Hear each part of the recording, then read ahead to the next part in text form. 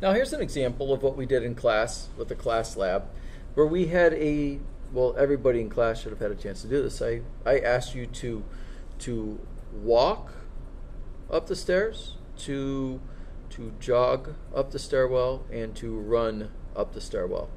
And I asked you to time it. And so let's say that the times, so I'll give you some example times here. Let's say I have you walk up, and it took you 10 seconds to walk up the stairwell, and it took you 8 seconds, or in this case, I'll just say 8 seconds to jog up, and let's say it only took me 4 seconds to run up. Say I ran really fast. So a couple things here. Here's some information that we need before we move on to solving. Because this lab here gives us a really good understanding of both work and power. Or this is what we're focusing our time and energies on. So let's make sure we get into this, what we're doing here. So work. So I'm going to solve over here.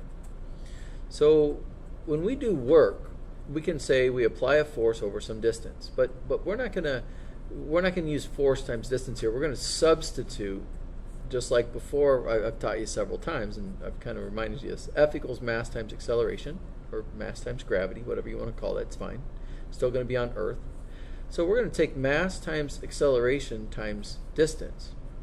And we can measure in the stairwell that the height from the floor here to the floor at the top is 4.2 meters. You might say, well, Mr. Stafford, haven't we done this several times? We dropped this 5 meters. Well, it's 5 meters even when we drop from the ledge that is the hand railing.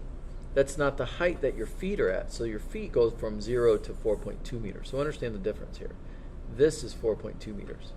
It's another 80 centimeters up to make it 5 meters. Okay, so there's where the 4.2 meters height comes into play. So my weight is roughly 190 pounds. So I can calculate my mass by taking 190 and dividing it by 2.2, because I know that a kilogram on Earth weighs 2.2 pounds. So I find that my mass for this activity is 86 kilograms. So now we have the information we need for solving, because we're going to solve for how much work do I do when I walk, jog, and run, and how much power do I have when I walk, jog, and run. So this one's a little bit math heavy at first, but you'll see you'll get practice with it, and that's the key. So here goes. To solve for the amount of work done here, I can take 86 kilograms times 10 meters per second squared, right? That's acceleration due to gravity, times 4.2 meters. So I can calculate 86 times 10 times 4.2, and I get a value here, right? The amount of work equals mass times acceleration times the distance I moved my body. So work equals 86 kilograms times 10 meters per second squared times 4.2 meters. So work is going to equal 3,612 joules. It takes 3,600 joules of energy to do this amount of work. So notice all of these are going to have the same amount of work. So the work for any and all walk, jog, and run is going to be 3,612 joules, right? It doesn't matter. If I it's still the same distance I'm moving my body. However, now it's going to come into play. It's going to be different. So I want you to understand where this value came from. That's supposed to be joules. 3,612. And I got that by multiplying 86 times 10 times 4.2. So mass times acceleration times distance. So now we're gonna make sense of this. So now we're moving into the concept of power.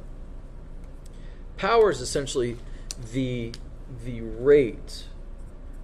Power is the rate, how fast, right? The rate at which work is done. So if I can run in less time, I should have more power running than if it takes me more time to do the same amount of work. So walking, I should have the least amount of power, where running, I should have the greatest amount of power. So let's see if that plays out. Let's see if I can calculate, if I can quantify that. So here's what I know. Power is going to equal the amount of work done, boom, 3,612 joules, divided by the time in which it took me to do that work. So power, I'm going to go power sub walk is going to equal work divided by time. And the work is going to be 3,612 joules divided by 10 seconds for 361.2 watts of power. Right? Work, 3,612 joules. Time, 10 seconds. So let's do jog. I'll do jog in different colors, so hopefully it kind of stands out. So let's solve for the power for my jog. It's going to be work divided by time. Total work was the same. I still took my same body up the stairs, but this time it only took me 8 seconds. Notice, same amount of work, less time. I should be more powerful.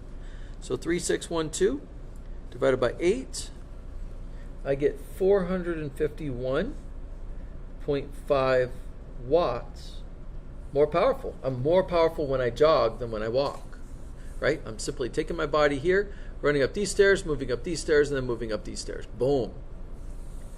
So let's see if I can get a calculation for the power for my run. Remember, my run was 4 seconds. So I'll do that one red, kind of change it up on you visually. So the power for my run, I did it in the least amount of time, so in theory I should have the greatest amount of power.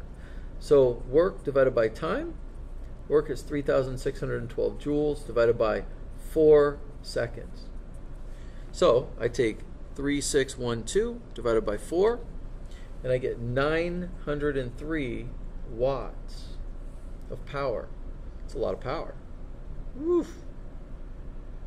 So notice, in summary, if I look at this, walking, jogging, and running up the stairwell, same amount of work, different amounts of power. Power is the rate at which I do work, or the rate at which work is done. And in this case here, the last thing I can solve, and the last thing I'm going to have you learn how to do, well, I say the last thing, there's always going to be more. It's never really over. But that's okay. It's how much horsepower. We're going to solve for horsepower. What percent horse are we? Sorry. I shouldn't have done that, but I did. So horsepower here. Boom. Horsepower. Well, let's see. 1 horsepower equals 746 watts of power. So now, to solve for my horsepower, well, how much horsepower was I when I walked, jogged, and ran? You notice I have less power walking, so I'm going to have a lower percentage of a horsepower. So I can take my total value. So let's see here. My horsepower of my walk is going to be 361.2 watts divided by 746 watts. So 361.2 divided by 746, and I get 0.48, right? Essentially, I'm 48% of a horsepower when I walk. My horsepower on my jog is 451.5 watts over 746 watts, right? 1 horsepower, 746.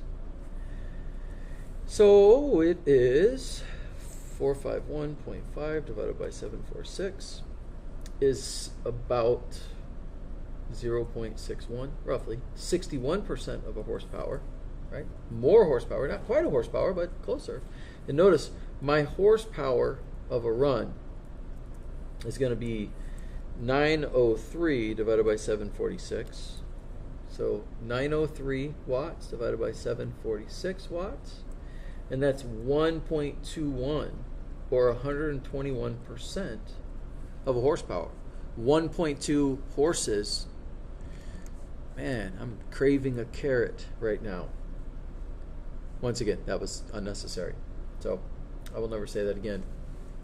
Yeah, I'll probably say it tomorrow in class. Hopefully, in summary, this all makes sense. You walked up the stairs, you jogged up the stairs, you'll run up the stairs, same amount of work, because you simply had to move your body against gravity up the same distance, same amount of work. Power is the rate at which you do work, right? Different times. The lower the time, the greater the horsepower. The larger the time, smaller the horsepower. or excuse me, the smaller the power. And last but not least, to solve for horsepower, you take your power that you solve for divided by 746 watts, and you can calculate your individual horsepower. Capiche?